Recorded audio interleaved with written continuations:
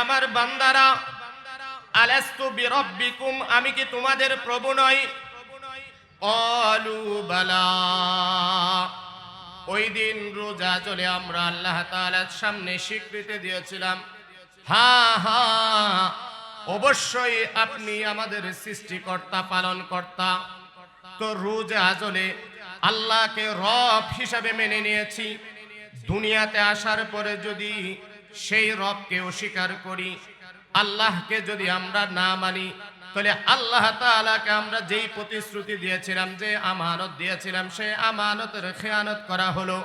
এই জন্য আল্লাহ বলেন, লা তাকুনুল্লাহ, হে ইমানদার বান্দাগণ, আল্লাহ তাআলার খেয়ানত তোমরা করো না। এটা হলো আল্লাহর সাথে খেয়ানত। এখন রসুলের সাথে খেয়ানত কি সেটা বোঝা দরকার। সময় কম, তো আমি খুব সংক্ষেপে কথাগুলো বলছি। রসুলের সাথে যে খেয়ানত সেটা কি? রসুল আমাদের কাছে দুটি আমানত রেখে গেছেন। সেই আমানত যদি আমরা রক্ষা করতে না পারি, তাহলে এটাই হবে রসুলের সাথে খেয়ানত। কি আমানত রেখে গেছেন?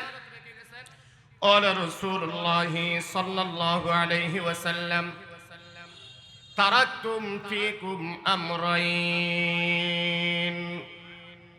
বিশ্বনবী মুহাম্মদুর রাসূলুল্লাহ সাল্লাল্লাহু আলাইহি ওয়াসাল্লাম বলেন, আমি তোমাদের কাছে দুটি আমানত রেখে গেলাম। লাউ তাদিল্লু মা তামাসসাকতুম বিহিমা। ও আমার প্রিয় উম্মতেরা, যতদিন পর্যন্ত এই দুটি আমানত তোমরা রক্ষা করতে পারবে, ততদিন পর্যন্ত তোমরা পথভ্রষ্ট হবে না। একটা হলো কিতাব আল্লাহ। আল্লাহ তাআলা আল্লাহর রাসূলের মাধ্যমে আমাদের জন্য একটি আমানত দিয়েছেন, সেটা হলো কিতাবুল্লাহ তথা কুরআনুল কারীম, কোরআন শরীফ। দুই নাম্বার আমানত ওয়া সুন্নাত রাসূলিল্লাহ, আল্লাহর রাসূলের সুন্নাত, এটা আমাদের কাছে আমানত রেখে গেছেন। আমি ইনসাফের সাথে আপনাদের কাছে প্রশ্ন রাখতে চাই, আল্লাহ এবং আল্লাহর রাসূল সাল্লাল্লাহু আলাইহি ওয়াসাল্লাম যে কোরআন আমাদের কাছে আমানত রেখে গেছেন, সেই আমানতের হক আমি আর আপনি কতটুকু আদায় করছি একটু বলেন। কোরআনের আমানত কি? রসুলের খেয়ানত করার অর্থ কোরআনের আমানত রক্ষা না করা, রসুলের সুন্নতের আমানত রক্ষা না করা। দুটোটার ব্যাখ্যা দেওয়ার সময় নেই, আমি শুধু একটা জিনিসের ব্যাখ্যা দিই, সেটা হলো কোরআনের আমানত কি জিনিস। কোরআনের এক নাম্বার আমানত, বিসমিল্লাহর বা থেকে সূরা নাসের সিন পর্যন্ত, শেষ পর্যন্ত পূর্ণ কোরআন শরীফকে মনে প্রাণে আল্লাহর কালাম হিসাবে বিশ্বাস করা, এটা হলো কোরআনের এক নাম্বার আমানত। فعن أبي هريرة رضي الله تعالى عنه قال بينما كان النبي صلى الله عليه وسلم يحدث إذ جاء رجل أعرابي فقال متى الساعة؟ قال رسول الله صلى الله عليه وسلم إذا زيعت الأمانة. وقال كيف إذاعتها يا رسول الله؟ قال إذا أفسد الأمر لغير أهله فانتظر الساعة، أو كما قال عليه الصلاة والسلام. سبحانك لا علم لنا إلا ما علمتنا إنك أنت العليم الحكيم. اللهم صل على محمد وعلى آل محمد كما صليت على إبراهيم وعلى آل إبراهيم إنك حميد مجيد. रुखसारों से बरका का जरा पर्दा उठा दो, रुखसारों से बरका का जरा पर्दा उठा दो, लिल्लाहि मुझे हुस्न खुदा दादो दिखा दो, लिल्लाहि मुझे हुस्न खुदा दादो दिखा दो। ऐ बहर करम सदका हुसैन बिन अली का, ऐ बहर करम सदका हुसैन बिन अली का, प्यासा हूँ मुझे शरबत दीदारो पिला दो, प्यासा हूँ मुझे शरबत दीदारो पिला दो। मैं दूर हूँ मजबूर हूँ ऐ सैयद आलम, मैं दूर हूँ मजबूर हूँ ऐ सैयद आलम, दीदारो दिखाते नहीं आवाज सुना दो, दीदारो दिखाते नहीं आवाज सुना दो। सदक़ल्लाहुल मौलानाल अज़ीम व सदक़ रसूलुहुन नबियुल करीम व नहनु अला ज़ालिका लमिनश शाहिदीन वश्शाकिरीन। অধ্যকার আয়োজিত জামিয়া ইসলামিয়া তালিমুল উম্মাহ দলাগাঁও বাজার আদর্শ মহিলা মাদ্রাসা হাফেজা ছাত্রীদের সম্মাননা প্রদান উপলক্ষে 15তম ওয়াজ ও দোয়ার মাহফিলের সম্মানিত প্রধান বক্তা এবং সম্মানিত সভাপতি এবং অত্র মাদ্রাসার প্রিন্সিপাল, বাজারের সম্মানিত ব্যবসায়ী বৃন্দ, মঞ্চে উপবিষ্ট সেরেতাজ উলামায়ে কেরাম, প্যান্ডেলে অবস্থানরত সম্মানিত সুধী, পর্দার আড়ালের সম্মানিতা মা ও বোনেরা, সর্বপ্রথম মহান আল্লাহ তাআলার দরবারে শুকরিয়া আদায় করি। আল্লাহ তাআলা আমাদেরকে একটি দ্বীনি মাহফিলে কোরআন হাদিস আলোচনা শোনার জন্য আসার বসার তৌফিক দিয়েছেন। এই জন্য হৃদয়ের গহীন থেকে পরিপূর্ণ শ্রদ্ধা ও ভালোবাসার সাথে রবের কাছে আমরা শুকরিয়া জ্ঞাপন করি। সবাই বলি আলহামদুলিল্লাহ। সময় সংক্ষিপ্ত, তাই মনোযোগ দিয়ে কথাগুলো শোনার চেষ্টা করব। যে বিষয়ে আমি বয়ান করব আজকে, সফল ব্যবসায়ী কিভাবে হওয়া যায়। আমি আবারও বলছি, সফল ব্যবসায়ী কিভাবে হওয়া যায়, এটা হলো বয়ানের বিষয়বস্তু। তো যে আয়াতে কারিমা তেলাওয়াত করেছি, আল্লাহ তাআলা সেই আয়াতে কারিমা বলেন,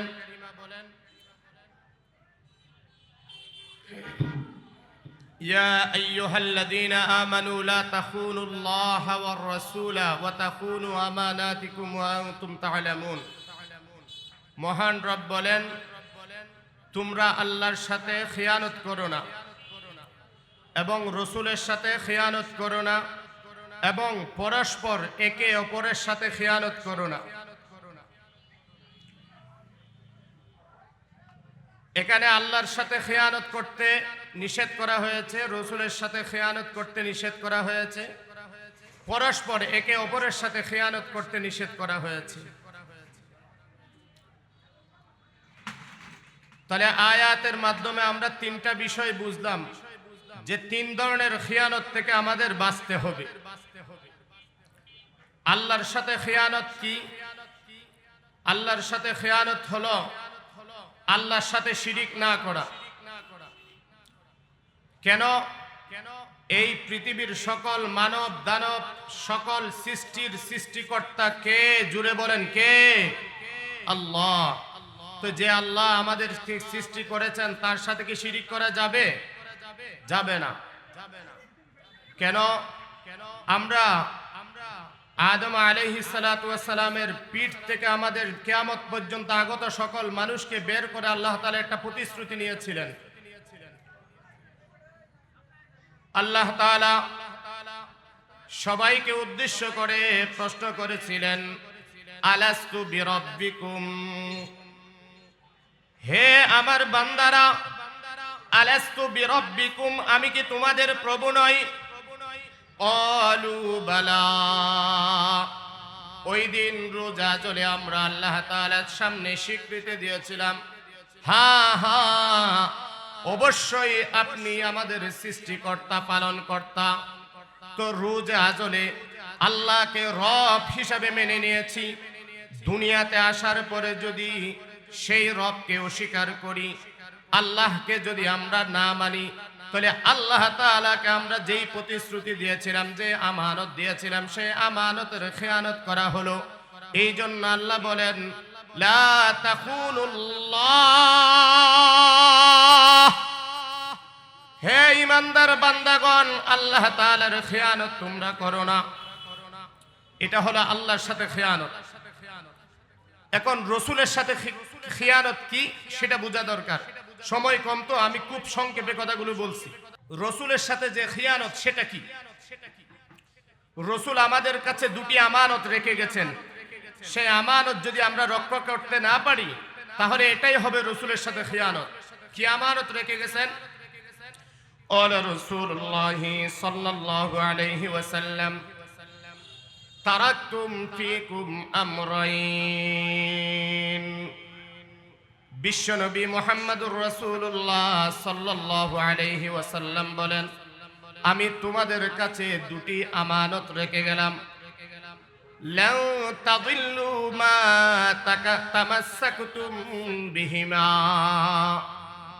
ও আমার প্রিয় উম্মতেরা, যতদিন পর্যন্ত এই দুটি আমানত তোমরা রক্ষা করতে পারবে, ততদিন পর্যন্ত তোমরা পথভ্রষ্ট হবে না। একটা হলো কিতাব আল্লাহ। আল্লাহ তাআলা আল্লাহর রাসূলের মাধ্যমে আমাদের জন্য একটি আমানত দিয়েছেন, সেটা হলো কিতাবুল্লাহ তথা কুরআনুল কারীম, কোরআন শরীফ। দুই নাম্বার আমানত ওয়া সুন্নাত রাসূলিল্লাহ, আল্লাহর রাসূলের সুন্নাত, এটা আমাদের কাছে আমানত রেখে গেছেন। আমি ইনসাফের সাথে আপনাদের কাছে প্রশ্ন রাখতে চাই, আল্লাহ এবং আল্লাহর রাসূল সাল্লাল্লাহু আলাইহি ওয়াসাল্লাম যে কোরআন আমাদের কাছে আমানত রেখে গেছেন, সেই আমানতের হক আমি আর আপনি কতটুকু আদায় করছি একটু বলেন। কোরআনের আমানত কি? রসুলের খেয়ানত করা অর্থ কোরআনের আমানত রক্ষা না করা, রসুলের সুন্নতের আমানত রক্ষা না করা।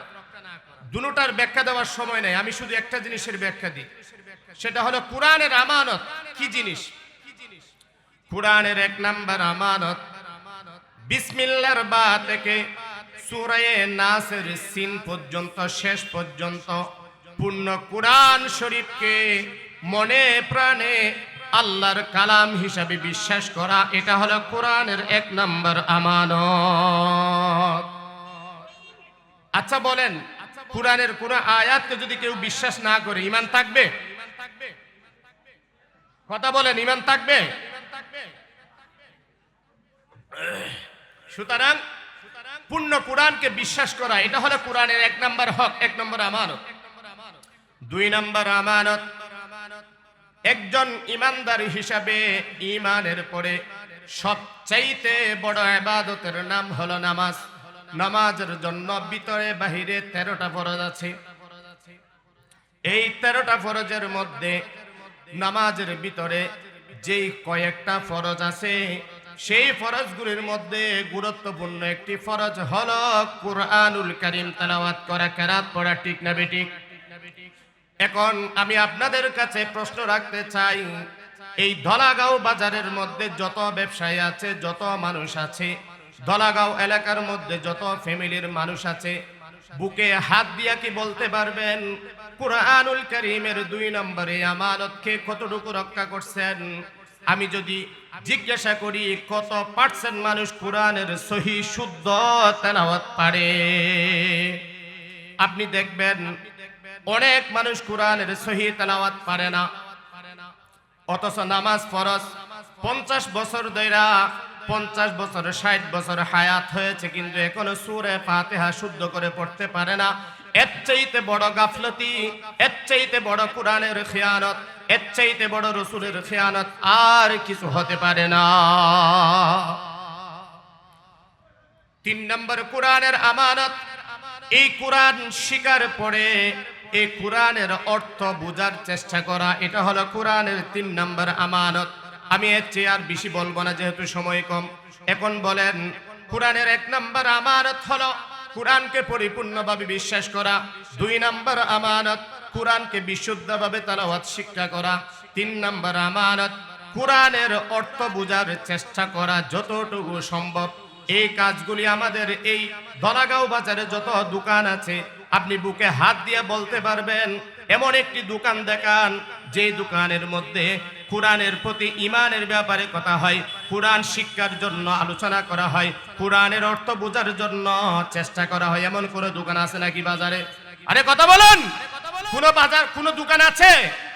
নাই নাই নাই, কোন দোকান নাই। কিন্তু আপনারা দেখেন, কোন দোকান না থাকতে পারে দলাগাঁও বাজারে।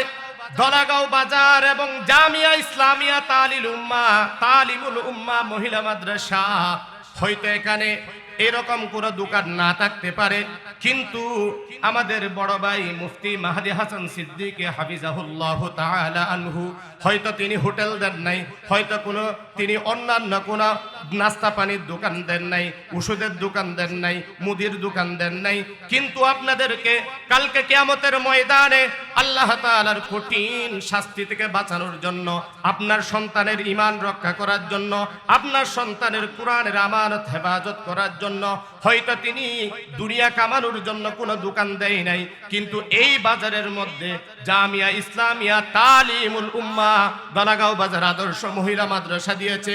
এই মহিলা মাদ্রাসায় কোরআনের প্রতি ঈমান আনা, কোরআনকে মুখস্থ করা, কোরআন শিখা এবং কোরআনের অনুবাদ শিখা, তাফসির শিখা, কোরআনের সকল হক আদায় করার আমানতগুলো এই মহিলা মাদ্রাসার মধ্যে রক্ষা করা হয়। ঠিক না বেঠিক? অস্বীকার করতে পারবেন? সুযোগ নাই। তো যাই হোক, আলোচনা সাপেক্ষে আসছে বললাম। এই জন্য যেহেতু এই প্রতিষ্ঠান কোরআনের আমানতকে রক্ষা করে, আর আপনি যদি কোরআনের আমানত রক্ষা না করেন তাহলে আপনি রসুলের সাথে খেয়ানত করবেন। এই জন্য অন্তত পক্ষে আপনার কোনো দোকানে যদি এই আমলগুলো করার নাও হয়, এরপরেও আপনি যদি এই মহিলা মাদ্রাসার পাশে থাকেন, অন্তত পক্ষে কোরআনের আমানত রক্ষা করার ঝান্ডা যেন আপনি হাতে নিলেন। সুবহানাল্লাহ বলেন। এই হলো 2 প্রকারের আমানতের খেয়ানতের কথা শেষ করলাম। 1 নম্বর আল্লাহর সাথে খেয়ানত করা যাবে না। 2 নম্বর রসুলের সাথে খেয়ানত করা যাবে না। আল্লাহর সাথে খেয়ানত হলো শিরিক করা, রসুলের সাথে খেয়ানত হলো 2টা জিনিসের আমানতের খেয়ানত করা। 1 নম্বর কোরআনে কারীমের আমানতের খেয়ানত করা, 2 নম্বর রসুলের সুন্নতের খেয়ানত করা। দলাগাঁও বাজারের মধ্যে অনেক ব্যবসায়ী ভাই আছে, আপনি যদি তালাশ করে দেখেন এখানে যদি 200 দোকান থাকে, কয়জন ব্যবসায়ী ভাইয়ের মুখের মধ্যে দাঁড়িয়ে আছে আপনি বলেন? সবার দাঁড়িয়ে আছে? কথা বলেন, সবার দাঁড়িয়ে আছে? তো আপনি যে দাড়ি নাই, এটা তো রসুলের যে সুন্নত রেখে গিয়েছেন সেই সুন্নতের খেয়ানত করলেন। খেয়ানত করছে কি করে নাই? করছে। এই জন্য প্রিয় ভাইয়েরা, ব্যবসায়ী বৃন্দ, সবার প্রতি আমার আকুল আবেদন, আপনি যেহেতু একটি মাহফিলের সাথে জড়িত আছেন, দলাগাঁও বাজার মহিলা মাদ্রাসা এবং ব্যবসায়ী বৃন্দ সবাই মিলে এই মাহফিলটা আঞ্জাম দেয়।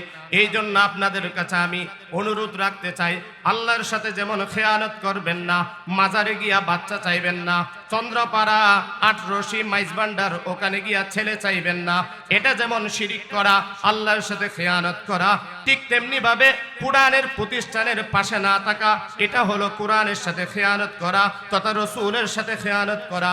অনুরূপ ভাবে সুন্নত মোতাবেক যদি আপনি জীবন পরিচালিত করতে না পারেন, তাহলে আপনি রসুলের সাথে খিয়ানতকারীদের অন্তর্ভুক্ত হয়ে যাবেন। নাউজুবিল্লাহ বলেন। 3 নাম্বার খিয়ানত। আল্লাহ বলেন, ওয়ালা ইয়া আইয়ুহাল্লাযীনা আমানু লা তাখুনুল্লাহ ওয়ার রাসূল وتخونوا أماناتكم وأنتم تعلمون। আল্লাহ বলেন, হে আমার ইমানদার বান্দাগণ, আল্লাহর সাথে তোমরা খেয়ানত করো না, রসুলের সাথে খেয়ানত করো না। 3 নাম্বার, একে অপরের সাথে খেয়ানত করো না। এখন বর্তমানে অশান্তির সব চাইতে বড় কারণ হলো আমানতের খেয়ানত করা। জামাই বউয়ের হক আদায় করে না, আমানতের খেয়ানত করে। বউ জামাইয়ের হক আদায় করে না, আমানতের খেয়ানত করে। সন্তান মা বাবার হক আদায় করে না, আমানতের খেয়ানত করে। মা বাবা সন্তানের হক আদায় করে না, আমানতের খেয়ানত করে। ব্যবসায়ী ভাইয়েরা কাস্টমারের সাথে ফ্রেশ মাল যদি না দেয়, বেজাল মাল যদি দেয়, কাস্টমারকে যদি ওজনে কম দেয়, মাপে কম দেয়, তাইলে ব্যবসায়ীরা কাস্টমারের সাথে খেয়ানত করলো। আর কাস্টমাররা যদি ব্যবসায়ীকে বিল হয়েছে 100 টাকা, কেউ যদি চুরি করে 90 টাকা দুকাবাজি করে দিয়ে যায়, তাহলে 10 টাকা ব্যবসায়ীর সাথে খেয়ানত করলো। এই জন্য আল্লাহ বলেন, ওয়ালা তাখুনু আমানাতিকুম ওয়া আনতুম তা'লামুন। ও আমার প্রিয় বান্দারা, জেনে বুঝে ইচ্ছাকৃতভাবে একে অপরের সাথে খেয়ানত করো না। এই জন্য আমি ব্যবসায়ী ভাইদের উদ্দেশ্যে বলবো, আপনি যদি সফল ব্যবসায়ী হতে চান, আমার বিষয়বস্তু ছিল একজন সফল ব্যবসায়ী কিভাবে হওয়া যায়, শরিয়া মোতাবেক ব্যবসা কিভাবে পরিচালনা করা যায়, শরিয়া ভিত্তিক ব্যবসা পরিচালনার মাধ্যমে হালাল রুজি কিভাবে ইনকাম করা যায়, সেই কথাটা বলা আমার উদ্দেশ্য ছিল। আয়াতের 3 নম্বর অপশনে এই কথাটা আমি ক্লিয়ার করব। ব্যবসায়ীর জন্য মৌলিক 6টা কাজ গনে গনে। এখানে তো সকল ব্যবসায়ীদের উচিত ছিল আজকে দোকানপাট সীমিত আকারে খোলা রেখে অন্তত পক্ষে এখানে মাহফিলে বসা। বড় একটা রূপ সমস্যা কি জানেন? যারা মাহফিলের আয়োজন করে তারা ওয়াজ শুনে না। যারা মাহফিলের আয়োজন করে তারা কি শুনে না? এটা কিন্তু বড় সমস্যা। দরকার ছিল তাদের হক বেশি আদায় করা।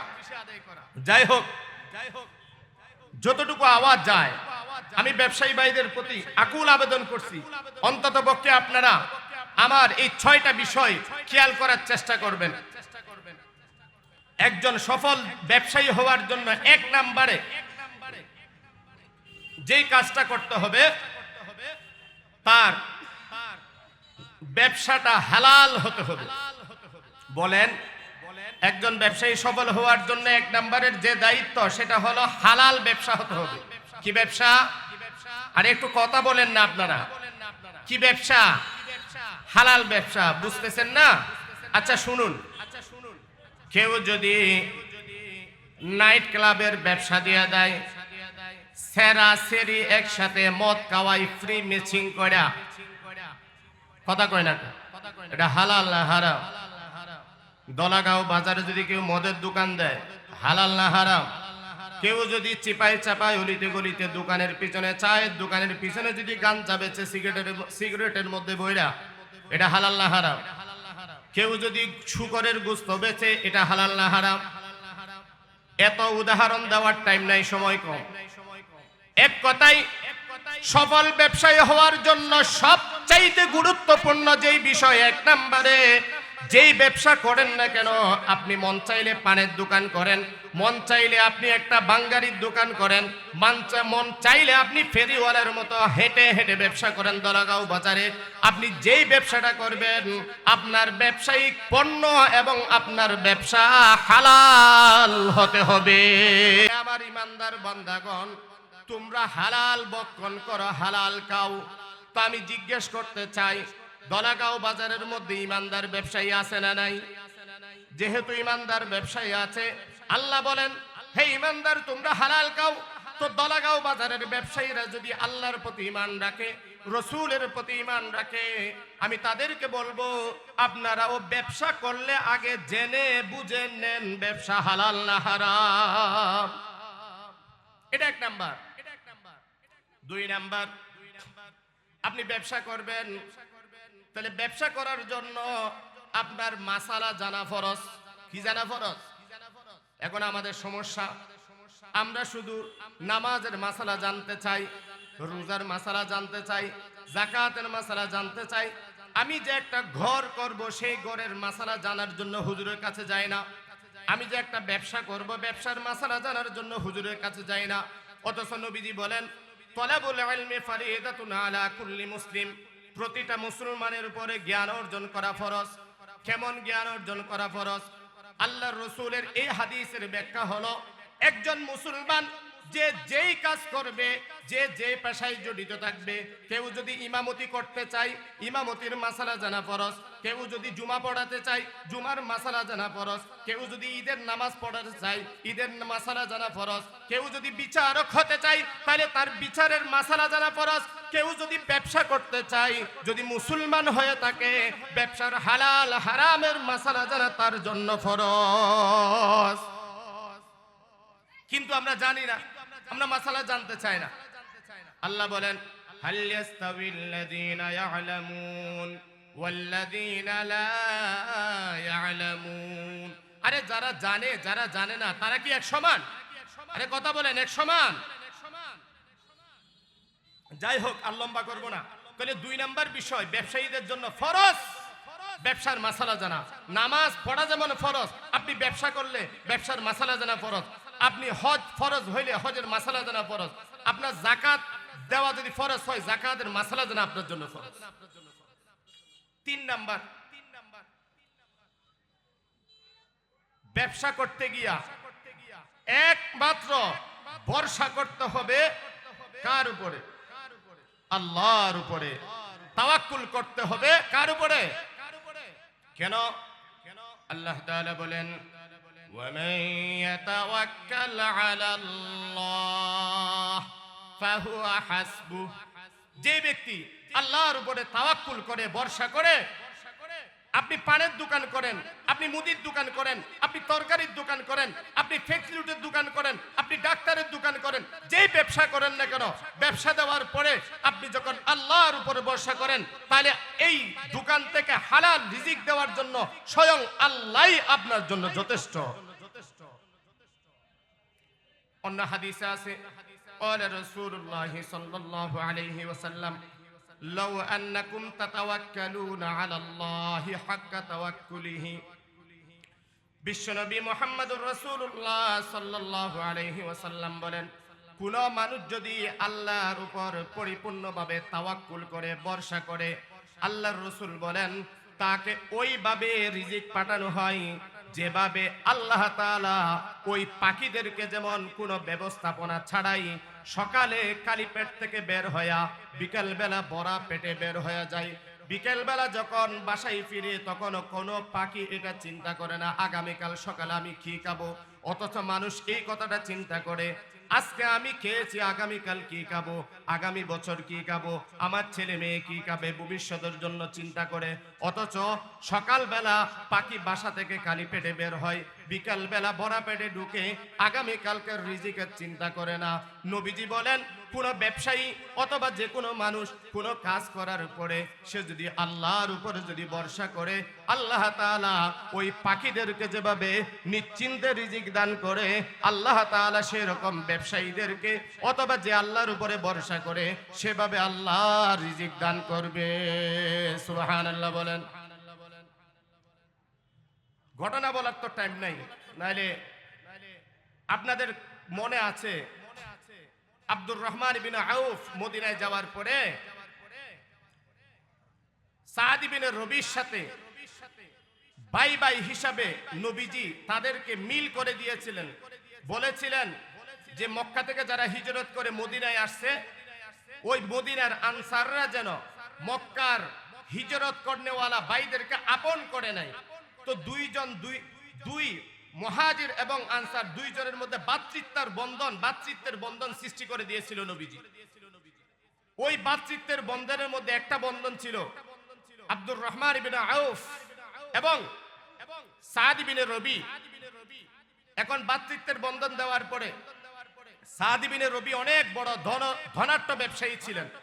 বলছে, ভাই আব্দুর রহমান ইবনে আউফ, আমার অনেক ব্যবসা প্রতিষ্ঠান আছে, অনেক সম্পদ আছে, অর্ধেক সম্পদ আমি তোমাকে দিয়ে দিলাম, এবং আমার একাধিক বউ আছে, একাধিক বউয়ের মধ্যে যে বউ সুন্দর যে বউ তোমার ভালো লাগে সেটা পছন্দ করো, আমার বউকে আমি তালাক দিয়ে দিব, তুমি আমার এই বউকে বিয়ে করে নিবা। সুবহানাল্লাহ। এই যুগে হলে জীবনে দিত, আরে কথা কন না কা। কিন্তু সাদ ইবনে আব্দুর রহমান ইবনে আউফ ওই বাইয়ের সম্পদ নেই নাই, বউ বিয়া করে নাই। বাজার বলল ভাই আমাকে কিছু দেওয়া লাগবে না, বাজারটা দেখাই দেন কোন দিকে। দেখাই দিছে বাজার অমুক দিকে, মদিনার বাজার দেখাই দিছে।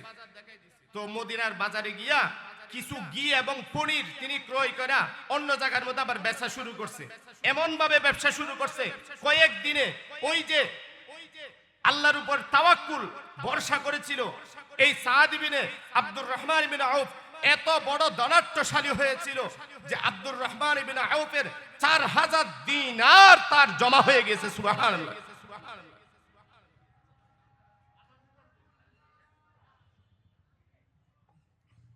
যাই হোক, এই যে 3 নাম্বার অপশন, আল্লাহর উপরে কি করা? ভরসা করা। তো সংক্ষেপে আর 3টা বিষয় বলে দিই, যেহেতু নামাজ হবে, মনোযোগ দিয়ে শুনেন। 4 নাম্বার, যে আপনি যে ব্যবসা করবেন, ব্যবসার মধ্যে প্রতারণা করা যাবে না, ধোঁকাবাজি করা যাবে না, মিথ্যা কথা বলা যাবে না। কেন? একদিন আল্লাহর রাসূল মদিনার বাজারে বের হয়েছেন, এক সাহাবী গমের একটা চাঙ্গারি নিয়ে বসছে। উপর দিয়ে দেখা যায় চাঙ্গারির মধ্যে গম চকচক করতেছে, সুন্দর। নবীজি একটু ট্রাই করার জন্য ওই গমের স্তূপের ভিতরে হাত ঢুকাই দিচ্ছে। হাত ঢুকার পরে যখন বের করলো দেখা যায় ওই ভিতরে গম হলো ভিজা, শুকনা না। তখন নবীজি বলছে, কিরে তুমি শুকনা গমটা উপরে দিছো, ভিজা গমটা দিছো নিচে, এটা কেন করলা? কই আল্লাহর রাসূল খেয়াল করি নাই। খেয়াল করবে না কেন? কাস্টমার তো মনে করবে সবগুলো শুকনা, শুকনা মনে করে তোমার থেকে নিবে। যদি এই শুকনা গমের সাথে এই ভিজা গম যায়, এটা তো কাস্টমারের সাথে প্রতারণা হবে, ধোঁকা হবে। নবীজি বলেন, মান গাশানা ফালাইসা মিন্না, যেই ব্যক্তি ধোঁকা দিবে আমাদেরকে, সে কখনো আমার উম্মতের অন্তর্ভুক্ত নয়। সুতরাং হে বাজার ব্যবসায়ী ভাইয়েরা, ব্যবসা করব শরীয়ত মোতাবেক কখন হবে? যদি আপনার ব্যবসার মধ্যে যদি কোনো প্রতারণা না থাকে, আপনি যদি ধোঁকাবাজি না করেন, আপনি যদি ওজনে কম না দেন। কেন? ওজনে কম দেওয়া এটা বড় মারাত্মক গুনাহ। এজন্য আমরা যদি সফল ব্যবসায়ী হতে চাই, এই বিষয়গুলো আমাদের খেয়াল করতে হবে যে আমরা হালাল মালের মাধ্যমে ব্যবসা করতে হবে, আল্লাহর উপরে ভরসা করতে হবে, খিয়ানত করা যাবে না, প্রতারণা করা যাবে না। যদি প্রতারণা করি তাহলে আমরা নবীজির কখনো উম্মত হতে পারবো না। ওই যে বলেছিলাম আমানতের খিয়ানত করা যাবে না। 3 নাম্বার অপশন ছিল একে অপরের আমানতের খিয়ানত করা যাবে না। 3 প্রকারের খিয়ানতের কথা বলছিলাম। 1 নাম্বার আল্লাহর সাথে আমানত করা যাবে, আমানতের খিয়ানত করা যাবে না। 2 নাম্বার রাসূলের সাথে আমানতের খিয়ানত করা যাবে না। 3 নাম্বার পরস্পর একে অপরের সাথে খিয়ানত করা যাবে না। বিশেষ করে যারা ব্যবসা করতে গিয়া যদি আমানতের খিয়ানত হয়ে যায়, এটা আমাদের ব্যবসায় কোনোদিন সফল হব না আমরা। এই জন্য সম্মানিত প্রিয় ভাইয়েরা, সময় স্বল্পতার কারণে বাকি কথা বলতে পারলাম না। হয়তো কোনো একদিন সুযোগ হলে আবারও দেখা হবে। আল্লাহ তাআলা আমাদেরকে যেই কথাগুলো বলেছি এই কথাগুলোর উপর আমল করার তৌফিক দান করেন। ওয়া আখির দাওয়ানা আলহামদুলিল্লাহি রাব্বিল আলামিন।